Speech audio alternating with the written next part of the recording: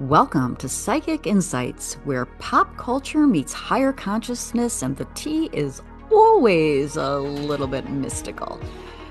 I'm Robin Richardson, your psychic girlfriend, and around here we don't just watch the drama unfold, we read the energy behind it, whether it's celebrity scandals, reality TV, chaos, or true crime with a twist.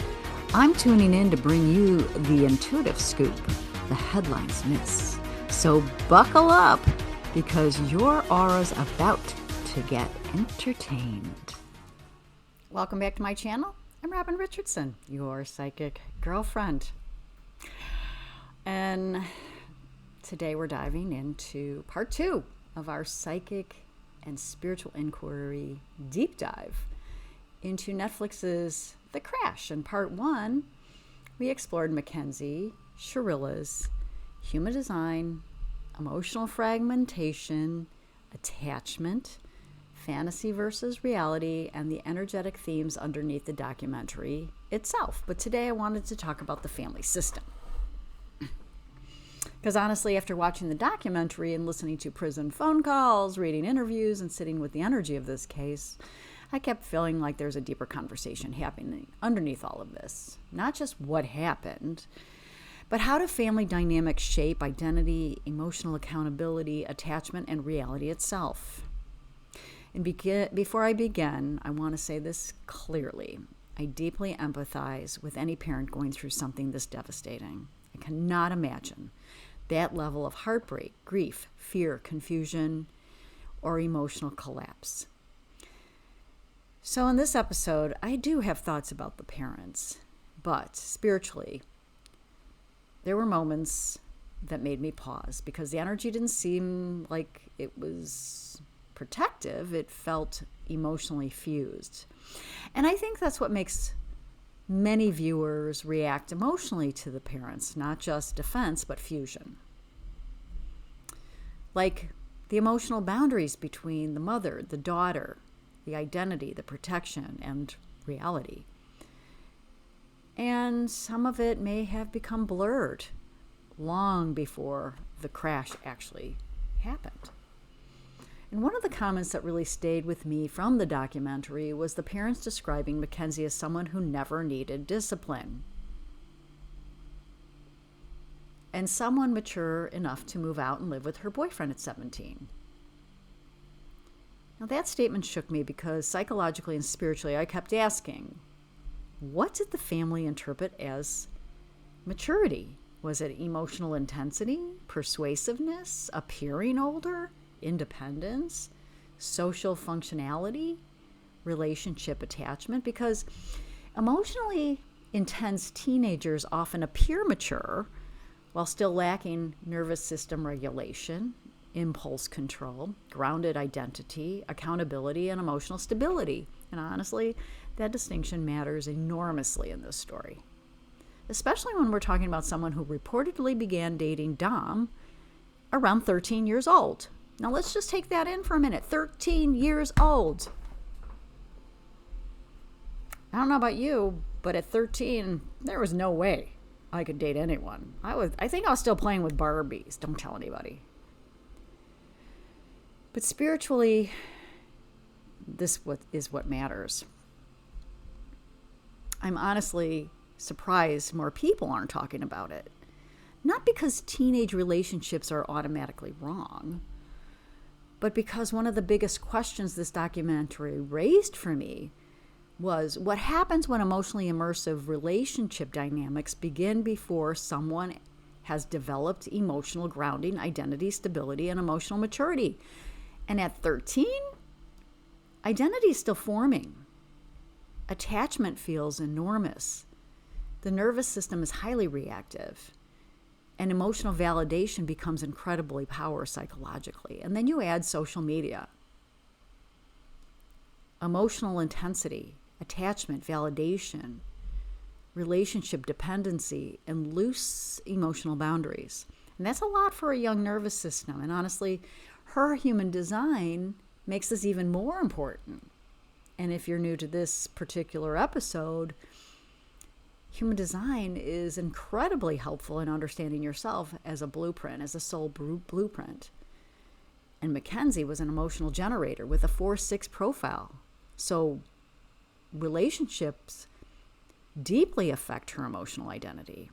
And her 4 line seeks belonging, validation, emotional safety, and identity through relationships. And at a young age, without strong emotional boundaries and grounding, this can unconsciously become who I am emotionally depends on whether I feel chosen. And I don't look at this design and think emotionally equipped for highly immersive adult-style relationship dynamics at 13 or 14 years old without substantial grounding or guidance. Not because she was weak, but because emotionally defined people experience emotional intensity deeply. And intensity is not maturity.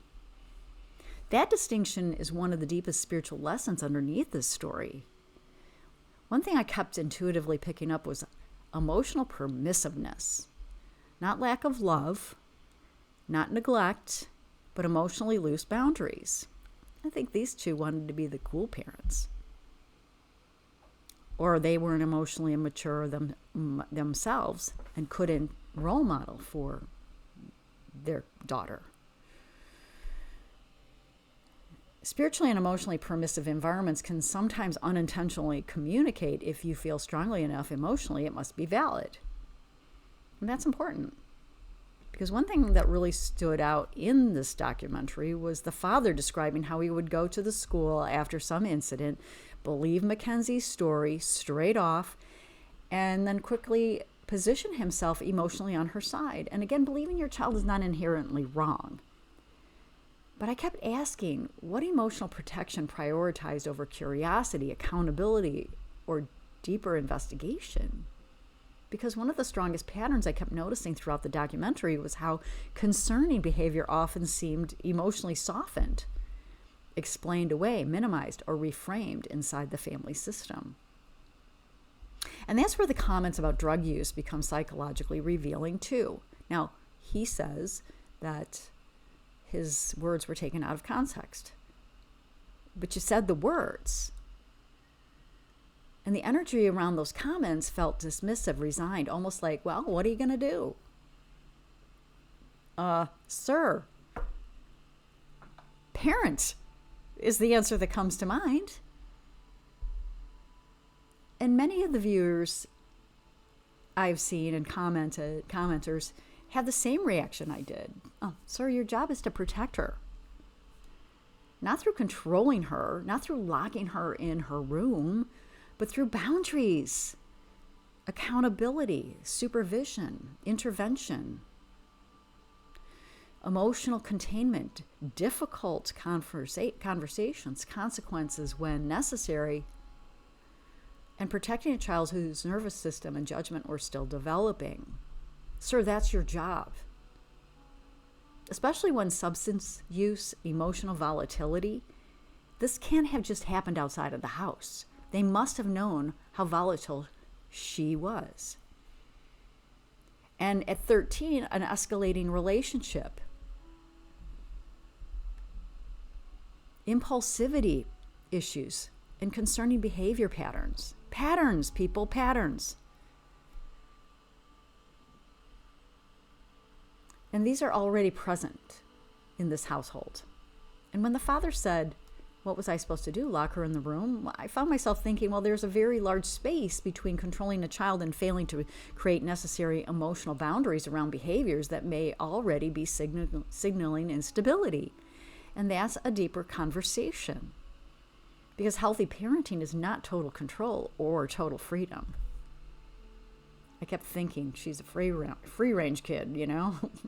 Let her run loose. But healthy parenting is guidance, discernment, containment, boundaries, and protection appropriate to developmental age. And he's a teacher. Now, I'm going to tell you a little story, especially about like the drug use. I was married to a teacher who lost his when we went to a party and they were using marijuana. Lost his absolute mind. Was that appropriate to lose his mind? No. But he was concerned because he was his teacher, to be associated or even in the same environment. This guy, I got nothing. And I think emotionally intense young people can be very persuasive inside family systems. So the parents seem to be orienting around avoiding emotional escalation, keeping the peace, emotionally accommodating, or preserving the child's identity as good. And over time, this can unintentionally create emotional exceptionalism, meaning the rules emotionally stop fully applying. And that she never needed discipline comment emotionally fits that pattern, because a documented incident suggests someone who may actually have needed stronger containment, clearer emotional boundaries, grounding, accountability, and emotional regulation support, not less. Let's talk about Natalie, the mother. Because honestly, the prison calls emotionally affected me deeply. The Pig Latin conversations, the emotional tone, the courtroom comments. And again, I want to say this carefully because I do deeply empathize with any mother facing this kind of trauma. But spiritually, the energy didn't feel emotionally detached. It felt emotionally fused. And I think that's what people are sensing. Not necessarily manipulation, but fusion. Like the emotional boundaries between mother and daughter had become blurred. And one of the strongest intuitive impressions I kept getting was protecting Mackenzie emotionally may have become psychologically tied to protecting the family's identity itself. And that's profound, because healthy parenting eventually requires differentiation, the ability to say, I love you deeply and I can see you clearly.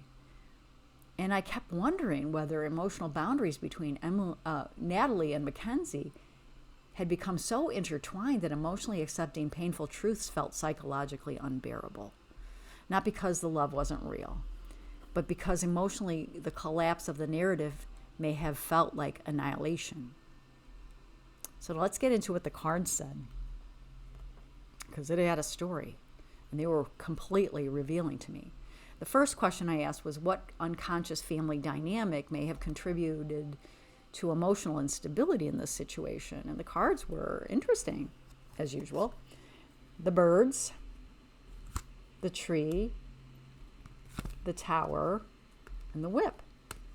And this spread felt anxious because the birds are the nervous system chaos, mental spiraling, anxiety, and emotional chatter. And this feels like a family system that may have struggled with emotional regulation underneath the surface. And I kind of picked that up from these two. What goes on behind closed doors, right? Then we have the tree. These patterns feel deeply rooted, long-standing, and interpersonal. So I kept feeling this energy between those two. And then we have the tower. Emotionally, I kept feeling emotional distance hidden underneath functionality. Like things may have looked stable externally while emotional dynamics underneath were much more complicated. And then we have the whip. Conflict loops, emotional escalation, tension, compulsive emotional patterns. And this spread feels like a family system where anxiety and emotional tension quietly repeated themselves over time. So no wonder Mackenzie wanted to hit the hills and live in another intense environment. So the next question I asked was, what role did protection, denial, or emotional shielding play in this family system? And again, we had another very interesting spread. And this, I think you might find fascinating too. Comment in the comment section what you think. We had man, garden, anchor, and ship. And the garden, whoops, where's my garden? The garden brings in appearances, social identity, how the family is seen publicly. And I kept feeling that preserving the emotional identity of who Mackenzie is became central to the family system. And then we had the anchor. The family emotionally anchored themselves to a specific narrative, that intention thing. Sometimes people anchor themselves emotionally not because they're consciously lying, but because Psychologically, they cannot survive the collapse of the identity they attached to. And then we have the ship, avoidance, distancing, trying to emotionally move away from unbearable reality. And the prison calls emotionally felt less like, let's face this, and more like, let's emotionally survive this together. And that's different. And the next question I asked was, what emotional truth was too painful for the family to fully face? And this is what we got. We got key, we got heart, we got letter, and we got mountain. And again, this is kind of an emotional spread. The heart immediately tells me that there's love here. I don't feel coldness from the parents. I feel overwhelming love. But then we get the mountain. We have the mountain. And the emotional truth itself feels blocked. Like it's too painful, too devastating, too identity shattering. Like, does anybody want to see that in their kid? No. But one of the strongest impressions I kept getting was the family may emotionally experience accountability as emotional annihilation. Like if we fully accept this emotionally, we lose her forever. And that's profound psychologically. Then the next question I asked, where were emotional boundaries blurred? And we got crossroads, we got mice, we got fox, and we got dog. And this spread screamed emotional enmeshment to me. Crossroads is confusion and fractured emotional direction. Mice is emotional erosion and anxiety. Fox is narrative management and emotional self-protection. And then we have the dog, loyalty. This spread feels like a family system where loyalty slowly overtook clarity. Not consciously, not maliciously, but emotionally, because healthy love requires differentiation, and it's the ability to say, I love you deeply and I can still see you clearly. And I think that's what emotionally haunts people about this documentary. And then the next thing I asked was, what dynamic existed between love and emotional control? And we have the lily, the scythe, the stars, and the ring. And this spread is incredibly important to us because lily points to image. Appearing composed, preserving innocence, maintaining dignity. And then we have the scythe, a psychological rupture, something severed abruptly. Then we have the stars, fantasy, idealization, projection, and then the ring, cycles. One of the strongest intuitive impressions here was the family may have become emotionally attached not only to Mackenzie, but to preserving the emotional idea of who Mackenzie was. And when reality threatened that identity psychologically, the nervous system resisted it. And so then finally, I pulled clarity cards for the whole thing. And what we got was stork, rider, book, and house. And this spread perfectly summarizes the energy of the case for me. Stork is unstable identity and emotional reinvention. Rider is rapidly escalating emotional momentum. Book is hidden truth. Psychological mystery, the unknowable emotional layer underneath everything. And the house, family systems, conditioning, emotional roots, foundations.